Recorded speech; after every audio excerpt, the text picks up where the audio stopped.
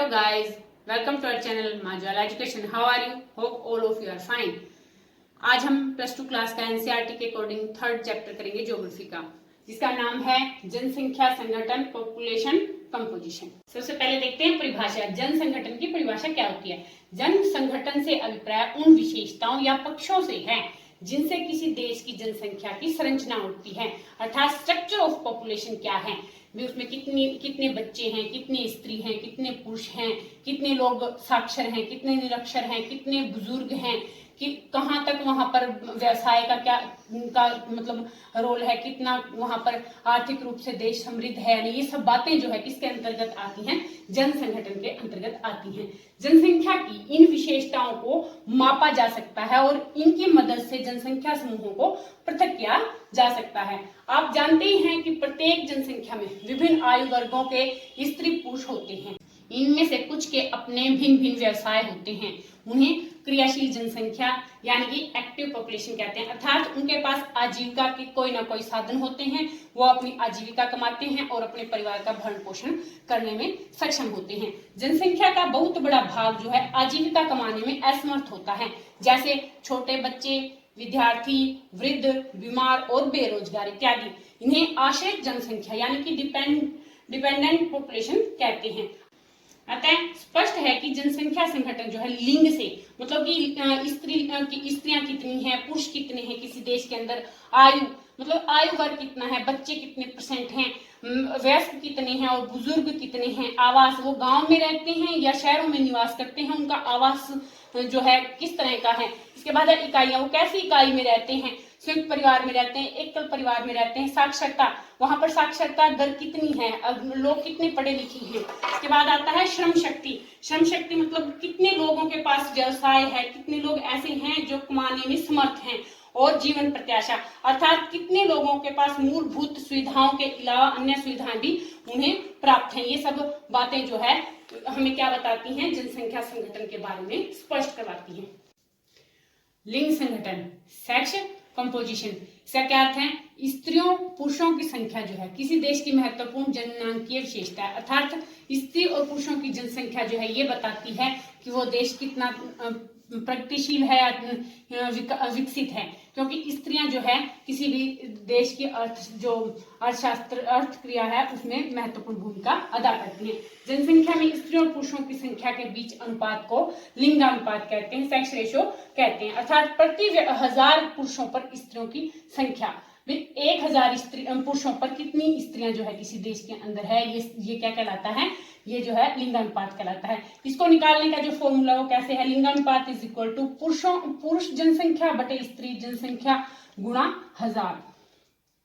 इसके बाद देखते हैं कि लिंगानुपात का महत्व क्या है, इसकी इंपॉर्टेंस क्या है। लिंगानुपात से किसी देश में स्त्रियों की जो स्थिति है उसके बारे में महत्वपूर्ण सूचना प्राप्त होती है। स्त्रियों की अगर स्थिति अच्छी है तो समझ लो वो देश जो है तरक्की पर है। अगर स्त्रियों की जनसंख्या, अगर स्त्रियों के लिए प्रतिकूल दशा है उस देश के अंदर, तो समझ लो वहां पर क्या है, वो देश जो है विकासशील देशों के अंतर्गत आता है। स्त्री पुरुषों के अलग अलग आंकड़ों, रोजगार, उपभोग, प्रारूप और समुदाय की सामाजिक आवश्यकताओं को समझने के लिए ये बहुत ही जरूरी है कि लिंगानुपात का हमें पता होना चाहिए। लिंगानुपात जो है अर्थव्यवस्था का सूचक होता है। किसी भी देश को की अर्थव्यवस्था जो है लिंगानुपात पर आधारित होती है। भी वहां पर कितने लोग हैं, कितनी स्त्रियां और कितने पुरुष जो है एकजुट होकर अर्थव्यवस्था को सुदृढ़ बनाने में अपने जो है योगदान देते हैं। अनेक जनसांख्यिकीय लक्षणों जैसे जन्मता, कि वहां पर कितनी जन्म दर है, किसी देश के अंदर बच्चे जो है कितने जन्म लेते हैं। उसके बाद आता है उत्पत्ति क्रम, नैटलिटी, अर्थात जन्म दर कितनी है। जन्मता का मतलब था जन्म कितने बच्चों का होता है, जन्म दर का मतलब होता है प्रत्येक 100 बच्चों पर कितने बच्चे जो है जीवित रहते हैं। मृत्यु, मोर्टेलिटी, अर्थात वहां पर मृत्यु दर कितनी है, मौत कितने लोगों की होती है। इसके बाद है प्रवास।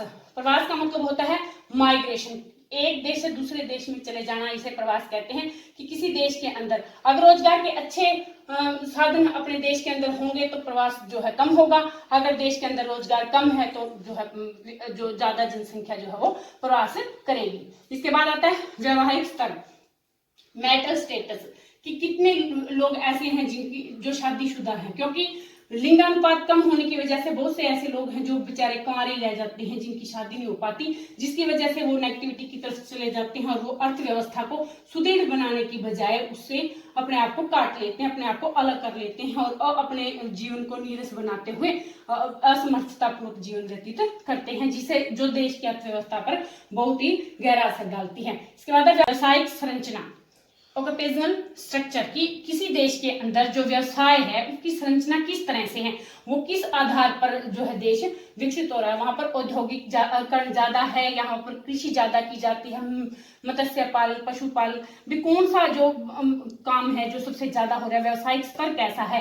जो विकसित देश है वहां पर औद्योगिकता जो है वो अपनी चरम सीमा पर होती है, औद्योगिकता के कारण ही वो लोग जो है विकसित होते हैं।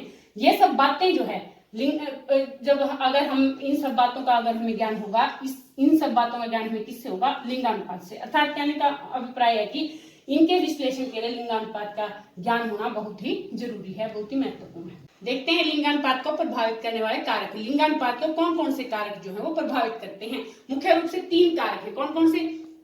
स्त्री पुरुष के जन्म दर में अंतर। प्रत्येक समाज में जन्म के समय नर बच्चे जो है वो मादा बच्चों से अधिक पैदा होते हैं। सामान्यतः जन्म के समय जो है प्रत्येक समाज के अंदर नर बच्चे जो है 104 से 107 पैदा होते हैं और मादा बच्चे जो होते हैं वो 100 पैदा होते हैं। किंतु जन्म से पहले और जन्म के बाद की जो दशाएं है ना, वो कभी कभी इस स्थिति को अत्यधिक परिवर्तित कर देती हैं। दूसरे नंबर पर आता है स्त्री पुरुष की मृत्यु दर में अंतर। स्त्री और पुरुषों के मृत्यु दर में अंतर के कारण भी लिंगानुपात में काफी प्रभाव पड़ता है, काफी अंतर आ जाता है। विकसित देशों में जीवन के सभी अवस्थाओं में पुरुष मृत्यु दर जो है वो स्त्री मृत्यु दर से अधिक होती है। अतः जन्म के समय पुरुषों की बढ़ती हुई संख्या जो है उत्तरोत्तर समाप्त होती चली जाती है। 30 वर्ष की आयु तक आते आते स्त्रियों की संख्या बढ़ जाती है और 95 वर्ष की आयु तक तो 100 स्त्रियों पर केवल 50 पुरुष ही जीवित रहते हैं। इसका स्पष्टीकरण ये है कि स्त्रियों जो है ना वो सबल होती हैं, ज्यादा सबल होती हैं जैविक रूप से। इसके विपरीत जो विकासशील देश होते हैं उनमें पुरुषों की अपेक्षा स्त्रियों की जो मृत्यु दर है वो अधिक होती है। ऐसे समाजों में स्त्री भ्रूण हत्या, स्त्री शिशु हत्या, स्त्रियों के ऊपर घरेलू अहिंसा और आदि ये प्रथाएं जो है चली हुई होती हैं, जिसके कारण स्त्रियों के प्रति शैशवकाल, बाल्यावस्था और वृद्धावस्था में बरती जाने वाली लापरवाही और तिरस्कार जो है वो बच्चों के जन्म की उच्च बारंबारता के कारण न केवल स्त्रियों की जो मृत्यु दर है ना उसको प्रभावित करती, बल्कि इसको बिल्कुल ही उनकी जीवन की प्रत्याशा को भी कम कर देती हैं। यही कारण है कि इन देशों में समग्र लिंगानुपात जो अधिकतर स्त्रियों के प्रतिकूल होता है। तीसरे नंबर पर आता है प्रवास। स्त्री पुरुषों का प्रवास भी लिंगानुपात को गंभीर रूप से जो है वो प्रभावित करता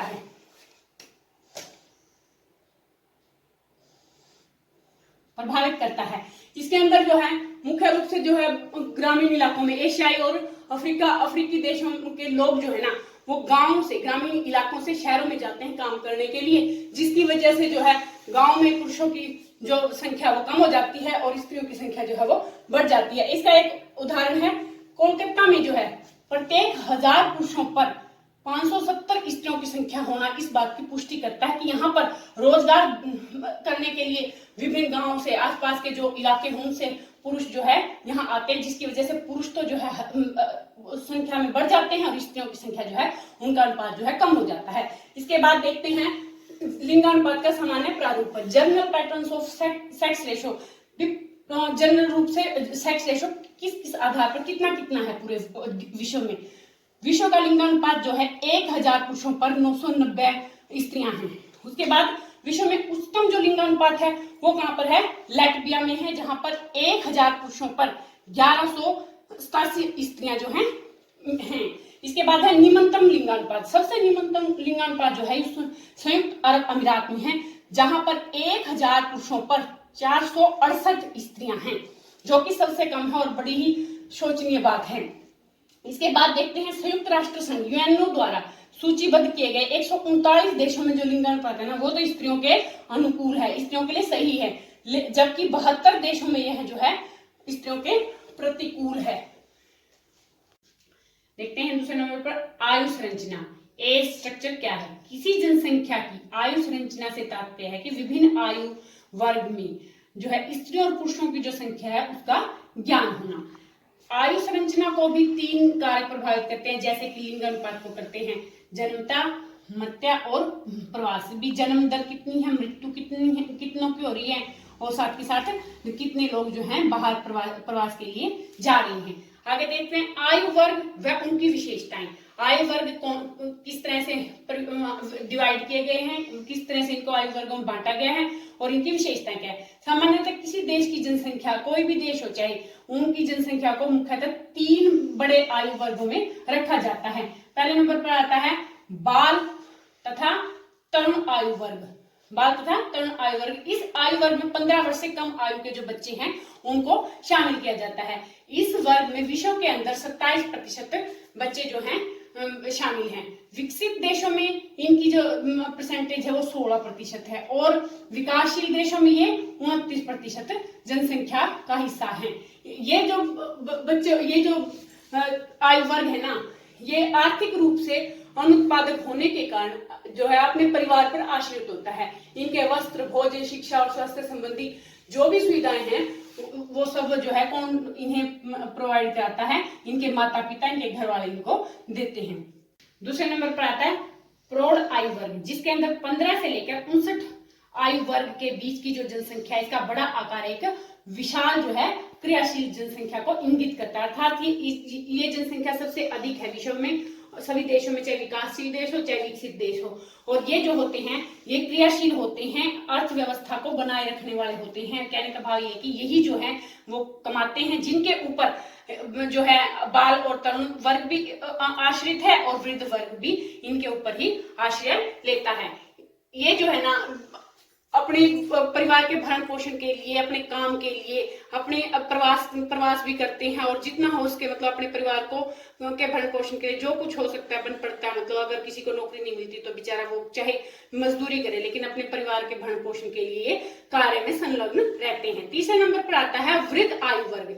इस आयु वर्ग में 60 या 60 से अधिक आयु के जो लोग हैं उनको शामिल किया जाता है। ये जो लोग होते हैं इस वर्ग के अंतर्गत, ये इनकी देखभाल जो है प्रौढ़ आयु के वर्ग द्वारा की जाती है। इनकी दवाइयां, इनकी सेवा जो है, इनका जो भी खर्च है वो प्रौढ़ आयु वर्ग उठाता है। देखते हैं एज सेक्स पिरामिड, अर्थात आयु लिंग पिरामिड जो है वो क्या होता है। आयु लिंग संरचना को दर्शाने के लिए एक विशेष प्रकार का रेखा चित्र बनाया जाता है जिसकी आकृति पिरामिड जैसी होती है, इसलिए इसे जनसंख्या पिरामिड कहते हैं। मुख्य रूप से जो है जनसंख्या पिरामिड जो है वो 3 तरह का होता है, जो 3 प्रकार की विभिन्न जनसंख्याओं को प्रदर्शित करता है। सबसे पहले हम देखेंगे, इस पिरामिड को बनाने का थोड़ा तरीका बताते हैं। सबसे पहले इस पिरामिड में प्रत्येक आयु वर्ग में बाईं तरफ तो पुरुष होते हैं और दाईं तरफ जो होती हैं वो स्त्रियों को प्रदर्शित किया जाता है। इसलिए सामान्यतः 4 वर्ष का अंतराल यहाँ पर रखा जाता है और प्रत्येक आयु वर्ग की प्रतिशत जनसंख्या को क्षितिज दंड द्वारा प्रदर्शित किया जाता है। जनसंख्या पिरामिड की आकृति जो है वो प्रदर्शित जो है जनसंख्या की विशेषताओं को परिलक्षित करने के लिए की जाती है। सबसे पहले नंबर पर आता है विस्तारित होती जनसंख्या, अर्थात जनसंख्या का विस्तार होता हुआ। अल्प विकसित देशों में आयु लिंग पिरामिड का आधार जो होता है, आधार बेस, आधार जो होता है वो चौड़ा होता है और शीर्ष तक जाते जाते ये बड़ी तेजी से पतला होता जाता है। इन देशों में उच्च जन्म दर होने के कारण निम्न आयु वर्ग के जो जनसंख्या वो विशाल होती है, जबकि वृद्धों की संख्या जो उत्तरोत्तर घटती चली जाती है। देखते हैं स्थिर जनसंख्या। स्थिर जनसंख्या को प्रदर्शित करने वाला आयु लिंग पिरामिड जो होता है वो घंटी के आकार का, बैल के आकार का होता है, जो शीर्ष की ओर शुंडाकार होता जाता है। पिरामिड जो है उसका आधार जो होता है वो पतला होता है। कहने का भाव है कि जो ये दर्शाता है आधार पतला, कि बच्चों की जो संख्या होती है वो कम होती है, थोड़ी होती है। यहाँ पर जन्म दर और मृत्यु दर लंबे समय तक लगभग समान बना रहते हैं, जिसके परिणाम स्वरूप संख्या जो है वो स्थिर हो जाती है। इस तरह के जो पिरामिड विकसित देशों के अंदर जो है बनते हैं, अर्थात कहने का भाव ये कि वहां पर जन्म दर कम है और विकसित होने की वजह से वहां पर मृत्यु दर भी बिल्कुल ही कम है और लंबे समय तक जो जीवन प्रत्याशा है ऐसे ही चलती चली जाती है। और ये जो हमने जो आज लिया है डायग्राम, ये ऑस्ट्रेलिया का लिया है। देखते हैं ह्रासमान जनसंख्या। घटती हुई जनसंख्या के पिरामिड का जो आधार होता है ना वो संकीर्ण होता है और शीर्ष जो है वो शुंडाकार होता चला जाता है। यहाँ निम्न जन्म दर होती है और निम्न मृत्यु दर होती है। ऐसे देशों की जनसंख्या वृद्धि जो होती है वो शून्य होती है, अर्थात ऋणात्मक होती है। ये विकसित देशों के पिरामिड होते हैं। यहाँ हमने जापान का पिरामिड लिया है, जिससे हमें पता चलता है कि वहाँ जो जन्म दर है बिल्कुल ही कम होती है और उसके बाद विस्तार होता चला जाता है और जब मृत्यु के मतलब वृद्धावस्था में पहुंचते हैं तो जरा थोड़ा ही फर्क होता है जन्म दर और बुढ़ापा मतलब कि वृद्धावस्था के अंदर। देखते हैं ह्रासमान जनसंख्या। घटती हुई जनसंख्या के पिरामिड जो होते हैं उनका आधार जो होता है वो संकीर्ण होता है। जैसे जैसे शीर्ष तक जाते हैं उसका आकार शुंडाकार होता चला जाता है। यहाँ पर जन्म दर भी बिल्कुल न्यून होती है और मृत्यु दर भी न्यूनतम होती है, निम्न होती है। ऐसे देशों की जनसंख्या वृद्धि जो होती है वो शून्य अथवा ऋणात्मक होती है। अर्थात कहने का भाव यह कि यहाँ पर जन्म दर भी बहुत कम है और मृत्यु दर भी जन्म दर की तरह ही बिल्कुल समान ही है। और यहाँ पर जो है वृद्धि जो है यहाँ पर होती है जब कमाने योग्य लोग हो जाते हैं, वयस्क लोग हो जाते हैं, वहां वृद्धि ज्यादा होती है, जन्म दर भी कम होती है और मृत्यु दर भी कम होती है। ये विकसित देशों के पिरामिड है। यहाँ हमने आज जापान का पिरामिड लिया है, जिसके अंतर्गत दर्शाया गया है कि जन्म जो है वो कितने प्रतिशत होता है और मृत्यु दर जो है फिर कितने प्रतिशत हो जाती है, पुरुष जो है कितने होते हैं और स्त्रियां कितनी होती हैं। यहाँ पर स्त्रियां पुरुषों की अपेक्षा जो है वृद्धावस्था में ज्यादा ही रहती है। मैडम बातें हम कर चुके हैं, थोड़े एक दो पॉइंट और रह गए वो मैं आप लोगों को बताती हूँ। वृद्ध होती जनसंख्या। वृद्ध होती जनसंख्या का क्या अर्थ है? जनसंख्या का वृद्ध होना जो है एक ऐसी प्रक्रिया है जिससे बुजुर्ग जो जनसंख्या है ना उसका हिस्सा बड़ा होता जाता है, अर्थात बुजुर्गों की संख्या बढ़ती जाती है। यह 20वीं शताब्दी की नई परिघटना है। 20वीं शताब्दी में जब जीवन प्रत्याशा ऊंचे लेवल की हुई है तब से ये जो है शुरू हुई है। विश्व के अधिकांश विकसित देशों में उच्च आयु वर्गों में बढ़ती हुई जीवन प्रत्याशा के कारण वृद्धों की जो संख्या है वो बढ़ती चली जा रही है, क्योंकि अच्छे वहां पर मेडिकल फैसिलिटीज हैं। किसी तरह का भी कोई भी रोग हो जाता है तो तुरंत उसका इलाज हो जाता है, जिसकी वजह और सभी सुख सुविधाएं हैं, जो मूलभूत सुविधाओं के अलावा जितनी भी सुख सुविधाएं हैं सभी उनके पास है, जिसकी वजह से उनका जो जीवन स्तर है जो है वो बढ़ता चला जाता है और बुजुर्गों की संख्या जो है यहाँ पर बहुत ज्यादा होती है। दूसरे नंबर पर आता है ग्रामीण और नगरीय संगठन। ग्रामीण और नगरीय संगठन किस तरह से जनसंख्या के ऊपर इफेक्ट डालता है? जनसंख्या का निवास जो है ना, निवास के आधार पर दो भागों में बांटा गया है, एक ग्रामीण और नगरीय। यह आवश्यक भी है क्योंकि दोनों स्थानों का जो जीवन है, आजीविका है, सामाजिक दशाएं हैं, वो भिन्न भिन्न पाई जाती है। गांव में रहने वाली जो जनसंख्या है उसको ग्रामीण कहते हैं और ग्रामीण जनसंख्या में आजीविका के लिए प्राथमिक व्यवसाय अपनाए जाते हैं, जैसे कृषि, पशुपालन, खनन, मत्स्य पालन, कुटीर उद्योग आदि। इन पर जो है ये लोग निर्भर होते हैं। गांव के लोग सरल, कर्तव्य, धर्मनिष्ठ और सामुदायिक भावना से उत्प्रोत होते हैं और संयुक्त परिवार में रहना और दूसरे के दुख सुख में शामिल होना जो है ग्रामीण लोगों के लिए बड़ा ही मुख्य इनकी विशेषता है। इसके बाद आता है नगरीय। नगर में किस तरह के नगर के बारे में? नगर में रहने वाली जो जनसंख्या उसे नगरीय जनसंख्या कहते हैं। अपनी आजीविका के लिए लोग द्वितीय, तृतीय, चतुर्थ और पंचम व्यवसाय में जो है संलग्न रहते हैं, जिनके अंतर्गत विशिष्ट समुदाय आते हैं, जिसमें परिवहन, व्यापार, उद्योग, सेवाएं, उच्च बौद्धिक स्तर के जो परामर्श देने वाले, प्रबंधन वाले जो भी जितनी भी ये काम आते हैं, ये ग्रामीण नगरीय जो है जनसंख्या ये करती है। इसके अंदर जो है इसमें सामाजिक विषमताएं पाई जाती हैं, आर्थिक रूप से बड़ी विभिन्नताएं पाई जाती हैं और सामुदायिक रूप से यहाँ पर सामुदायिक भावना का यहाँ पर नगरों में अभाव होता है। सिर्फ इनकी जो लाइफस्टाइल होता है सिर्फ अपने तक ही सीमित होते हैं। ये इन्हें किसी दूसरे से के दुख सुख से मतलब इन्हें कोई मतलब नहीं होता, इन्हें सिर्फ अपना अपना काम करना अच्छा लगता है। इसके बाद आता है साक्षरता। किसी भी देश में साक्षर जो जनसंख्या है ना उसका अनुपात उस देश के सामाजिक आर्थिक विकास का जो है सूचक होता है, अर्थात जनता जितनी ज्यादा पढ़ी लिखी होगी उतना ही विकास जो है अधिक होगा। विकसित देशों में जो है शिक्षा का स्तर जो है विकासशील देशों की अपेक्षा काफी ऊंचाई पर है। साक्षरता दर निकालने के लिए हम मुख्य रूप से इस तरह से निकालते हैं, साक्षर जनसंख्या बटे कुल जनसंख्या मल्टीप्लाई बाय 100। लेकिन ये साक्षरता दर जो है आमतौर पर निकाले तो जाते हैं, लेकिन इसके अंदर भी काफी सारी गलतियां हो जाती हैं, क्योंकि जरूरी नहीं है कि जितनी टोटल जनसंख्या के अकॉर्डिंग जो है साक्षर लोग उसी जगह पे रहते हैं, क्योंकि प्रवास के कारण कई साक्षर लोग जो है अपनी पैतृक जगह को छोड़कर दूसरे देशों में जॉब के लिए, अपने व्यवसाय के लिए चले जाते हैं। आगे आता है व्यवसायिक संरचना।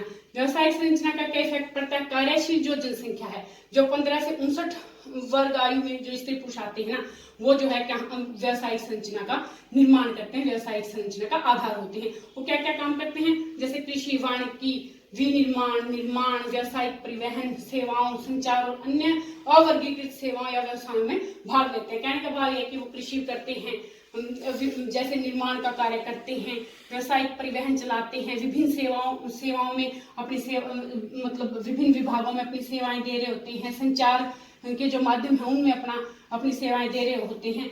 ये जो है ये भी काफी हद तक जो है लिंगन जो है अपने नगरीय संगठन और ग्रामीण संगठन पर प्रभाव डालता है। ये हमने आज अपना पूरा लेसन, थर्ड लेसन कंप्लीट कर दिया है।